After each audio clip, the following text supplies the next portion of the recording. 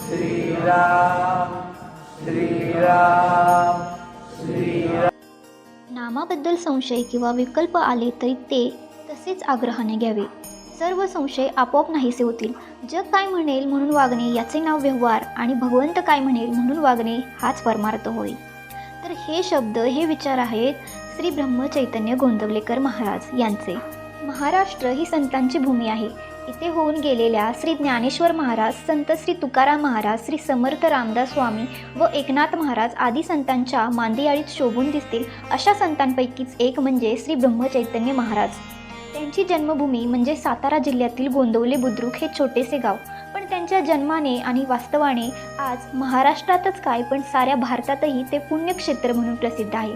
श्री महाराजांच्या घराण्यात पंढरीची भक्ती आणि वारी 7 पिढ्या चालत आलेली होती. अशा या सात्विक कुटुंबात रावजी आणि सौ गीताबाई या जोडप्यांच्या पोटी बुधवार माघ शुद्ध द्वादशी शके 1766 म्हणजेच इसवी सन 19 फेब्रुवारी 1845 या दिवशी सूर्योदयाच्या सुमारास श्री महाराजांचा जन्म झाला. त्यांचे आजोबा लिंगोपंत आणि सौ राधाबाई यांना तर अत्यानंद झाला. पाळण्यात नाव गणपती असे ठेवले. हे गौरवर्णी गुटगुटीत आनंदी बाळ साहजिकच सर्वप्रिय झाले. बाळ थोडे मोठे होताच त्याच्या अंगचे अलौकिक गुण प्रकट होऊ लागले. भगवतचनाची अतोनात आवड, एकपाटीपणा तसेच अन्नदानाचे अतिप्रेम आणि दीनदुबळ्यांचा कळवळा पाहून आजोबा धन्य झाले. पुढे योग्य वेळी मुंज झाल्यावर गणूने उपाध्यायांकडून त्यांची सारी विद्या अगदी अल्पावधीतच आत्मसात केली. अध्यात्माची ओढ वाढतच होती आणि अखेर 9व्या वर्षीच 2 सोबत्यांसह गणूने गुरुशोधार्थ घरातून पलायन केले. पण त्यांचा लवकरच शोध लागला आणि हा प्रयत्न विफल झाला. 11व्या वर्षी गणूचा विवाह करण्यात आला. त्यानंतर लवकरच आजी व आजोबा दोघेही स्वर्गवासी झाले. पुढे योग्य वेळी मुंज झाल्यावर गणूने उपाध्यायांकडून त्यांची सारी विद्या अगदी अल्पावधीतच आत्मसात केली. इकडे गुरुभेटीची तळमळ वाढतच होती.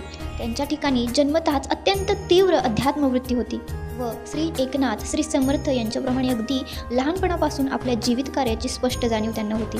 ब्रह्मज्ञानाचे आपले ध्येय गाठण्यासाठी सर्वस्वाचा त्याग करण्यास त्यांनी मागे पुढे पाहिले नाही व अखेर वयाच्या 12व्या वर्षी आईला किंचितही सूचना न देता स्वारीने एके रात्री गुपचूप फक्त एका लंगोटीनिशी पलायन केले आणि गुरुशोधार्थ भारत भ्रमण सुरू केले. या भ्रमणात श्री महाराजांनी तत्कालीन बहुतेक संतांच्या भेटी घेतल्या.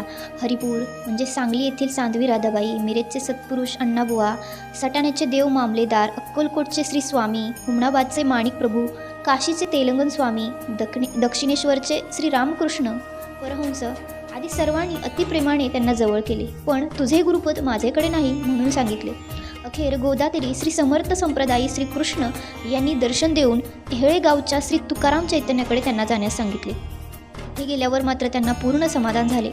9 महिने तिथे त्यांनी अविरत अविश्रांत गुरुसेवा केली. गुरूंनी खडतर कसोट्या घेऊन त्यांची देहबुद्धी पूर्णपणे नष्ट झाल्याची खात्री करून घेतली. अखेर संतुष्ट होऊन अनुग्रह केला आणि ब्रह्मचैतन्य असे नाव ठेवले. मनासारखा सद्गुरू भेटल्यावर त्यांनी सांगितलेल्या मार्गाने जाऊन वयाच्या केवळ 15व्या वर्षी त्यांनी पूर्ण सिद्धावस्था प्राप्त करून घेतली. आत्मज्ञान अंगी मुरवण्यासाठी 2 वर्षे नैमिषारण्यात आत्मचिंतनासाठी जावे आणि मुख्य तीर्थक्षेत्र करून मग घरी यावे ही गुरुआज्ञा शिरसावद्य करून ते निघाले. श्री तुकामाईंच्या सांगण्याप्रमाणे तीर्थाटन करून 9 वर्षांनी गोंदवल्यात जाऊन घरी प्रकट झाले.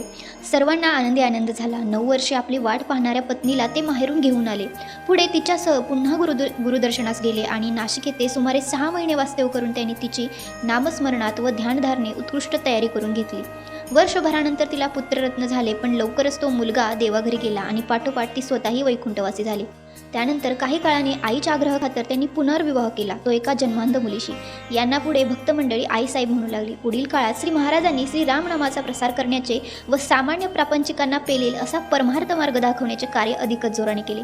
सदाचार, नामस्मरण, सुगुपोणासना, अन्नदान आणि सर्वांबद्दल प्रेमभाव यावर त्यांचा विशेष भर होता. सन 1890 पासून श्रींचे वास्तव्य प्रामुख्याने गोंदवले येथेच राहिले. त्यांच्याकडे येणाऱ्यांची व राहणाऱ्यांची संख्या खूपच वाढली.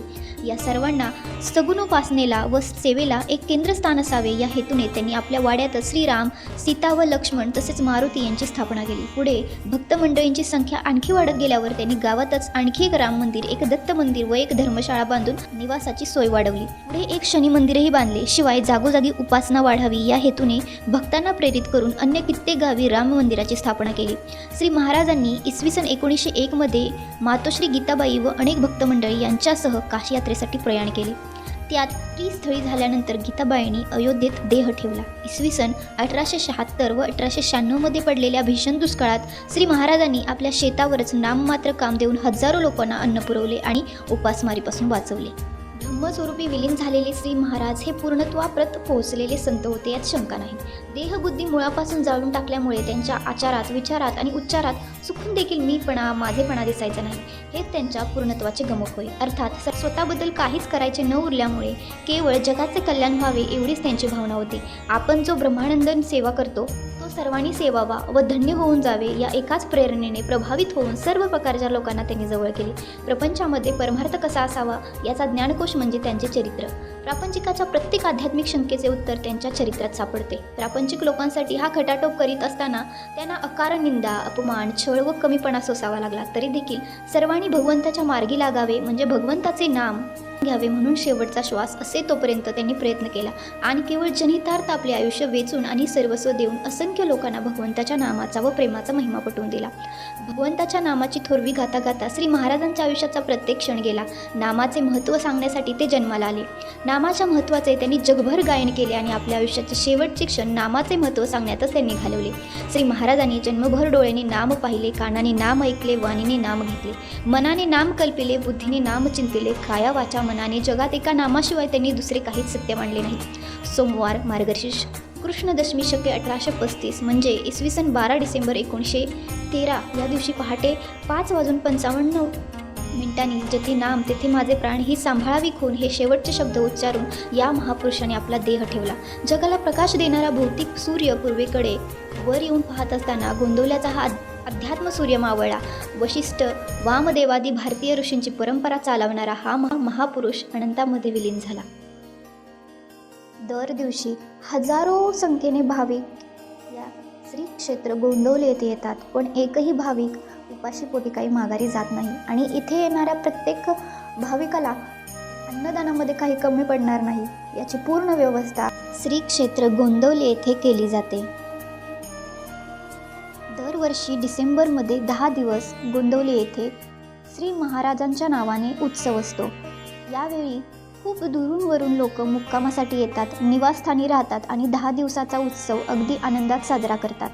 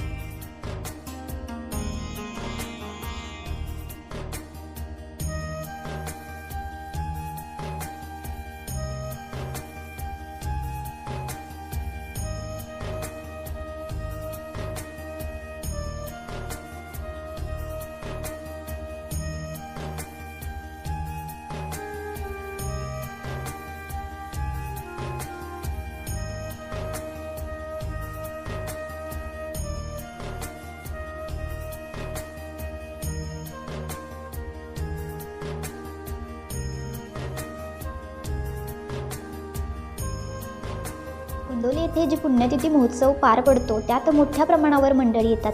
10 दिवस राहतात. स्वतःच्या उद्धारकरता समाधी सनिध नाम घेतात व बाकीचा वेळ पडेल ती सेवा करतात. या 10 दिवसात मंदिरात अखंड भजन, प्रवचन, कीर्तन, शास्त्रीय गायन यांचे कार्यक्रम पहाटे 6 ते रात्री 11 वाजेपर्यंत चालू असतात. भक्तांनाही आनंदाची पर्वणीच असते. हे सर्व श्री महाराजांचे सत्तेनेच चालते अशी प्रत्येकाची श्रद्धा आहे.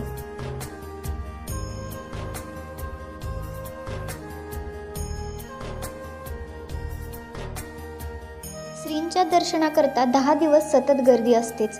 दर्शन रांगेतच होते. काही वेळा फार मोठ्या रांगा लागतात. रोज सकाळी 9:30 नंतर महापूजेस सुरुवात होते. श्रींचे पादुकांवर अभिषेक होतो. पालखीतील पादुकांचीही पूजा त्याचबरोबर करतात. ही महापूजा यथासांग झाल्यावर पालखीत श्रींच्या पादुका व फोटो ठेवून पालखी नगर प्रदक्षिणेस निघते. गावातील प्रत्येक मंदिरात आरती होऊन पालखी मिरवणुकीने पुन्हा समाधी मंदिराकडे येते. मग मंदिराला बाहेरून 13 प्रदक्षिणा घालतात. ही पद्धत सज्जनगडावर आहे तशीच येथेही चालू आहे. सगळीकडे फुलांची रांगोळी, भाज्यांची सजावट केलेली असते. कोठी पूजनानंतर गोशाळेत गोमाता पूजन व नंतर स्वयंपाकघरात अग्निपूजन करतात. श्रींचे पुण्यस्मरणाचा क्षण जवळ येत चालल्यामुळे मंडळी अधिकाधिक एकाग्रचित्त होत जातात.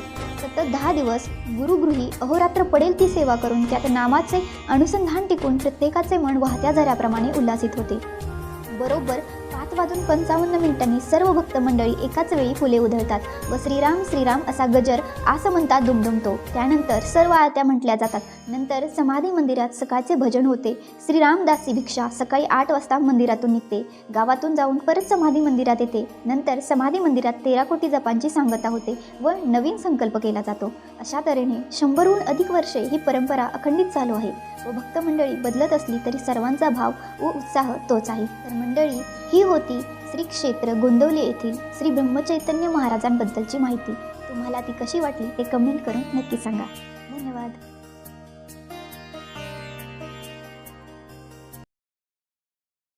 श्रीराम श्रीराम श्रीराम श्रीराम श्रीराम श्रीराम श्रीराम